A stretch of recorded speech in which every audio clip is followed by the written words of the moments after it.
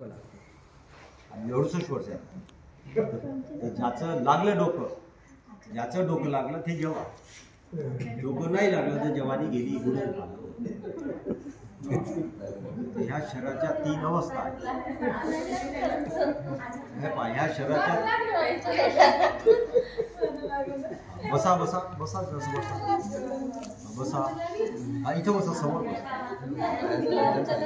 पुन्हा सगळ्यांनी पहा, असे पाय पकडा, असे पाय चूल बनवा पायाची, चूल बनवा पायाची, असे हात पकडा, हाताला पाय पकडा, पकडले श्वास घ्या,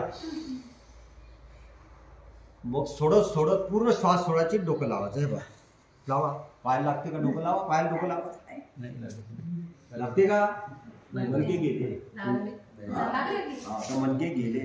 आता दुसरी गोष्ट, दुसरी गोष्ट कोणती? पाय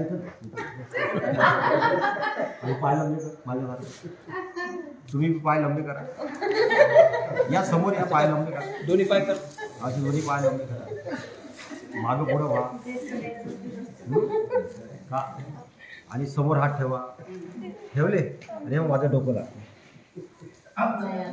लागते का डोकं? मनके गेले. शरीराच्या 3 अवस्था आहे, बालपण, जवानी, बुढापा. तुला लागते का? ला बरं. मनके गेले. तुला लागते का बेटा? अरे पोरी जगो, हे झाली माझी पोरगी, हे झाली पोरगी. आणि ज्याचं लागल तो मा भाऊ बहीण जवळचे, नाही लागलं तर दूरचे, दूरचे. तुम्हाला माझ्या जवळ या लागलं हे शिका. हा, तुमचे मनके गेले, हा, आपली जवानी गेली. आता बाहेरून आहो पण गोरं गोमतं ताजं तवानं, अंदरून आपले मनके कडक झाले, दुखून राहिले पहिले. हा, दुसरी गोष्ट, आता तुम्हाला मनके दाखवले. आता असा पाय ठेवा, असा पाय ठेवा, असं ठेवा, पाय ठेवला नाही, चांगला वर आला पाहिजे असा इथे. हा, ठेवा, आला. आणि पहा, ह्या डोक्यातून नसा येतात, नसा येतात, आणि त्या पूर्ण शरीरात जातात ना, शरीर कंट्रोल करते. आणि त्या नसा मजबूत, शरीर मजबूत, हात पाया मजबूत, सगळं. एक नस पाय येते, आणि ते नस जर खराब झाली तर पाय जड होते, मुंग्या येते, गोळे येते, सुजन बी येते, आणि चालताना त्रास होते. आणि ती नस खराब झाली का दम लागते, पायऱ्या चढता येत नाही, आणि पहाडी चढता येत नाही. लवकरच माणूस लंगडं बी होते, फेंगडं होते, आणि काढणं लिंबुडा होते. तर ती बिमारी झाली तर त्याची दवाई डॉक्टरकडे नाही, बुद्धाकडे आहे. माझ्याकडे यायला का मग बुद्ध कशी शिकवतात ते समजून सांगेन. तिथे तुम्हाला बिमारी आहे तर पहा, आहे का? मला नाही बिमारी. असा पाय ठेवा, पाय ठेवला ना, सगळे ठेवा, फक्त तुम्ही ठेवा, तुम्ही ठेवा, पहा. हा, हे तर फोटो माझे खूप आहे, ठेवला. आता समोर हात लागते का? पहा, नाही, हात लागते का? हा, लागला ना, हात लागला ना. आता डोकं लावा, डोकं लागते का? नाही, लागते का? डोकं लागते का? टंगडे गेले, टंगडे गेले. हे पहा कशी टंगडे. आता तुम्ही पहा, आता अनुभव करा. इथं नस लागा माझी, असं वाका, असं वाका, असं वाका, पहा नस लागते. पाय, ह्या पायाले इथं काय, इथं छाती लावा, पाय असं लावा, असं लावा, पाय लागते ना. नस लागली म्हणजे तुम्हाला ते बिमारी झाली, याची दवाई झाली. समजलं का? हे आहे अर्धपद्मासन. अर्धपद्मासन हे जमत नसल, अर्ध सायुष्य 50 ते 60, म्हणून 58 मध्ये रिटायर करतात की तू घरी मग इकडे नको मग. 58 हे 50 ते 60, जास्तीत जास्त 65, आणि 65 नंतर तो माणूस heart attack, brain attack, diabetes, हरदार बिमाऱ्या, आणि त्याला वाटते मेलेलं बरं आहे, जीवन नाही, एवढं दुःख. हे अर्धपद्मासन. म्हणून हे अर्धसायसन. हे आहे पूर्ण पद्मासन. पाहिलं बुद्धाकडे, पहा बुद्धाकडे पहा. हे बुद्धाकडून शिकायचं आहे. तर जे पूजा करतात, प्रार्थना करतात, ते सोंगाडे लोक आहेत, त्याचा बुद्धाशी काही संबंध नाही. बुद्धाकडून शिकायचं आहे आसन, प्राणायाम, ध्यान, विपश्यना. आणि हे आहे पूर्ण पद्मासन. याच्यात तुम्ही 100 वर्ष काही टोंगळे अलग होतात, टोंगळे मजबूत, मनके मजबूत. आणि याच्यात तुम्हाला करायचं ध्यान, असं डोकं लावायचं असते. ही तयार तेव्हा तुमचे पोरं 20-20 घंटे काम करतील, 20 घंटे श्रम करतील, बिमारच होणार नाही. आणि म्हणून आम्ही लहानपणाचं असं जगत आहोत. आई वडील आमचे भाजीपाला विकत होते तरी आम्ही शिकून घेतले सगळं. पहा आम्ही आता मी एवढंच 69 वर्षाचा काही समजा हे तुम्हाला पोरांना आसन शिकवायचं आहे, प्राणायाम शिकवायचं आहे, ध्यान शिकवायचं आहे आणि सरळ कसं बसून अभ्यास करायचा, सगळ्या कामं कशी करायचे हे शिकायला. नाही शिकले तर झालं माणूस लोक मनके जाते, मनके गेली का मनगट जाते आणि हजार प्रॉब्लेम. आम्हाला काहीच प्रॉब्लेम नाही. ह्या 3 गोष्टी शिकायच्या आहेत, आसन प्राणायाम ध्यान. तर ध्यान बी 2 तऱ्हेचं, एक सिद्धार्थचं ध्यान, एक बुद्धाचं ध्यान. समजलं का? समजलं. आणि त्याच्यात मी आजच्या जमान्याच्या हिशोबानं मी डॉक्टर MBS MD केलं, हजारो बिमाऱ्या कशा होतात तर मेडिकल याच्यात टाकून एक 3रं ध्यान तयार केलं. त्याला नाव आहे सक्रिय विपश्यना. आणि ते सक्रिय विपश्यना केली की हजारो बिमाऱ्या जाय. आणि मग त्याच्यानंतर बुद्धाची विपश्यना. आणि हे पण आता आमचं असं बसून आहो ना, आम्ही आता 68 वर्षाचा आहे. आता मलाच नाही वाटत 68 वर्षाचं कोणी असं नाही, कोणीच नाही. पण हे असं बसलं नाही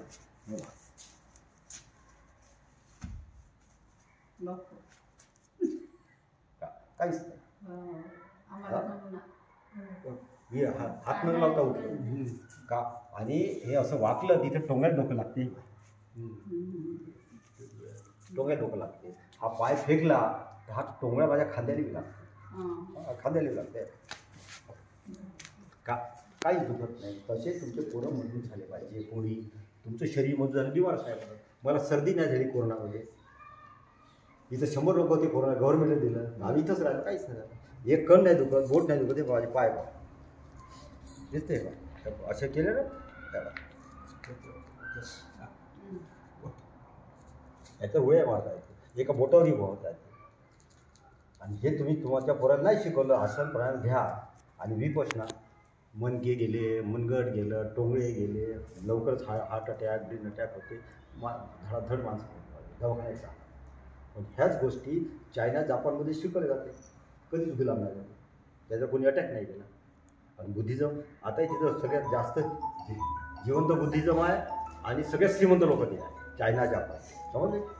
हे जे लोक डोळे बंद करून बसतात त्यांनी बुद्धिझम खतम केलं आणि भीक मागतात. तर आपण कोणतं बुद्धिझम स्वीकारायचं आहे का जिथे म्हणजे गती डायनॅमिक बुद्धिझम स्वीकारायचं आहे. आपल्याला अशा तरी बुद्धिझम स्वीकारायचं आहे की ज्याच्यानं आपण आपला समाज शरीरानं मनानं सशक्त होईल, ठीक. आणि त्यांची बोधी जागृत होईल, तर बुद्ध बनतील. आणि पहा तुम्ही हे शिकले, मी आजपर्यंत कोणती दवाई नाही केली, दुखातून मुक्त झाल्या 4 गोष्टी शिकून आसन प्राणायाम ध्यान आणि विपश्यना. तुम्ही ते शिकले तर तुम्ही दुखातून मुक्त व्हा. मग हा प्रोग्राम आपण विहारात चालवला तर आपला समाज दुखातून मुक्त होईल. आणि बिना पैशानं जर समाज मुक्त झाला तर आजूबाजूले सगळे हिंदू जैन, हिंदू मुस्लिम आदिवासी लोक आहेत, अरे बिना दवाईनंच विहारात गेलं तर शारीरिक मानसिक दुखातून मुक्त होते. ठीक, पूजा पाठ नाही, काहीच नाही, पण त्यांनी आसन केले, प्राणायाम केले, ध्यान विपश्यना केली, दुखातून मुक्त झाले. तेव्हा ते बाबासाहेबाला स्वीकारतील, बुद्धाला स्वीकारतील आणि तेव्हा भारत बुद्ध पाहिजे. तो भाषणानं, पूजापाठनं, परित्राण केल्यानं, भीम जयंती, बुद्ध जयंती हे सगळेच काय सोंगाडे लोक करतात. बुद्धिझम आंबेडकरीचं सोंग नाही आहे. हे जगातलं सर्वश्रेष्ठ जीवन जगण्याची काय एक पद्धत आहे, वे ऑफ लिव्हिंग म्हणतो की विचार कसा करायचा, चेतना कशी जागृत करायची, शरीर मनाला भावनेला शुद्ध कसं करायचं, ध्यान साधने करायचं, बुद्ध कसं करायचं हे शिकून घ्यायचं. तिथे माझे 5 दिवसाचे क्लासेस होतात, फ्रूट होतं होतात, तिथे या शिकायला या माझ्याकडे, ठीक. आणि हे जे पाहून राहिले हे विहार नाही, हे आम्ही पाहण्यासाठी नाही बनवलं. हे 21व्या शताब्दीचं आंबेडकरी बुद्धिझमचं नालंदा विश्वविद्यापीठ आहे. याचा जवळपास आमचा खर्च 500 ते 600 कोटीचा खर्च आहे. इथं कोणाचाही पैसा नाही, कोणालाही मागितलेलं नाही. का नाही मागितलं त्याचं कारण असं आहे की बाबासाहेब म्हणायचे की माझ्या समाजात 20 डॉक्टर, 20 इंजिनियर, 20 वकील झाले तर भारत बुद्ध बनेल. 1000 डॉक्टर, इंजिनियर, वकील झाले, पैसेवाले झाले, पण ते गाडी माडीच्या प्रॉपर्टीच्याच मागं गेले, समाजाच्या मागं गेले नाही. तर पण आपला समाज गड्ड्यात गेला, संघ गड्ड्यात गेला. आणि जे अंधविश्वासू अंधश्रद्धा लोक ते वर गेले, त्याचा संघ वर गेला. आणि आपल्याकडे एवढी मोठी शक्ती आहे बाबासाहेब बुद्धाची, का कामं समजून घेतलं नाही. तर बाबासाहेब म्हटलं की हे शिकल्या सर्व लोकांनी मला धोका दिला, तर आपण धोकेबाज. म्हणून आपल्या पैशानं आपल्या श्रमानं हे उभं केलं ना, अभ्यास करून आपणच शिकवून राहिलो. कशासाठी? ते बाबासाहेबांना सांगासाठी, सिद्ध करायसाठी की पहा बाबासाहेब, मी धोकेबाज नाही आहे. मी सिद्ध करून राहिलो तर मी बुद्ध होणार. तुम्हालाही सिद्ध करावं लागलं. तुम्ही सिद्ध नाही केलं तर तुम्ही बुद्ध नाही होणार.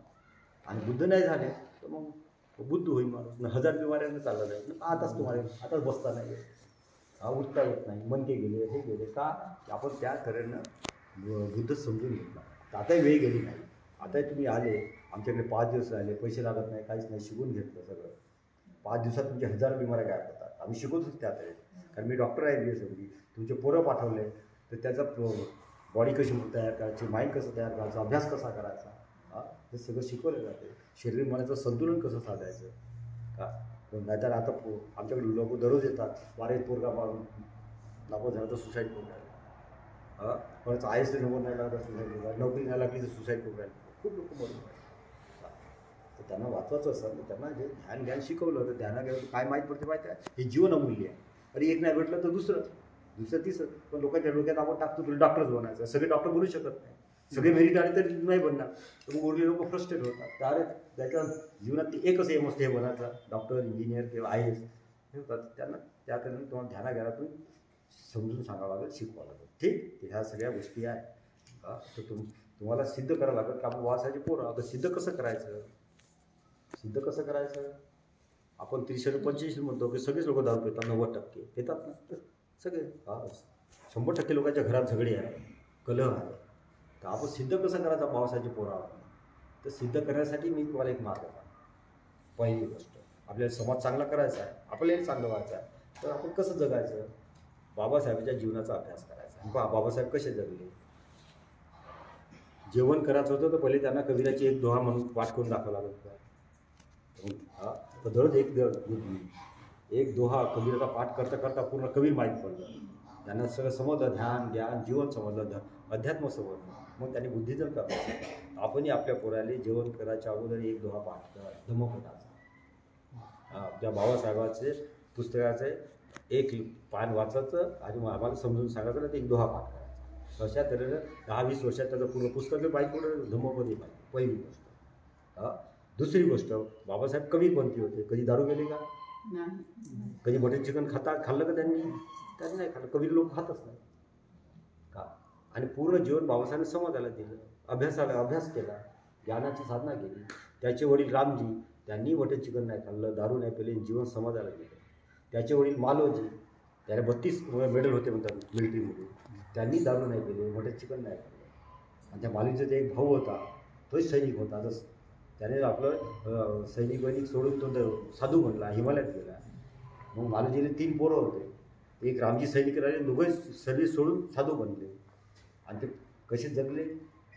ज्या तऱ्हेनं ते जगले म्हणून त्यांच्या घरी बोधिसत्व बाबासाहेब. तर आपणही तसे जगलो नाही तर आपलं जीवनाचं सत्यानाश असेल. तर पहा, आपण मटन चिकन खातो. मटन चिकन कोण खाते? जनावरं खातात. तर आपण बौद्ध होऊ शकत नाही मटन चिकन. तो माणूसच नाही. माणूस जर जनावर खात असेल तर माणूस नाही झाला, तो जनावर झाला.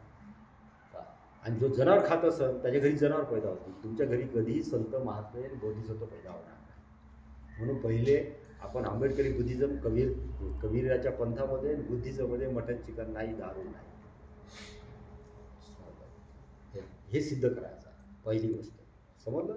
आणि आपल्या करता करता ध्याना घेण्याच्या मार्गावर चालायचं. आपल्या शारीरिक मानसिक समस्या खतम करायच्या, समाजाला आपलं योगदान द्यायचं. हे बुद्धिझम आहे. आंबेडकर जे असे जगत असतील तेच बाबासाहेबचे वारसदार. आम्ही तसं जगून राहिलो. आम्ही चांगलं आहे. माझी आई 99 वर्षाची आहे, काही नाही. हे आता भंतेजी आले ना, ते 85 वर्षाचे, काहीच प्रॉब्लेम नाही. माझा भाऊ आहे तो प्रकाश भाऊला 65 वर्षाचा, काहीच प्रॉब्लेम नाही. कारण आम्ही लहानपणापासूनच जगलो, आईवडिलांना शिकवलं. तर तेही 90-100 वर्ष अजून राहायचे. तुम्ही जर हे समजून घेतलं ना, जीवनात आणलं तर तुमचं जीवन चांगलं आहे. पाहता पोरगी बसून आहे, पाहता येऊ संस्कारच नाही. इतकी सुंदर पोरगी आहे, ते अशी बसून आहे का? आईवडिलांना संस्कारच नाही. पाहता मी म्हणलं वाट सगळं गेले. किती सुंदर पोरगी, हेच शिकायचं आहे. आणि इथे येऊन शिकून घ्या. हात जोडा. तर माझ्याकडे येऊन 5 दिवस शिकून घ्या. आणि आपले मन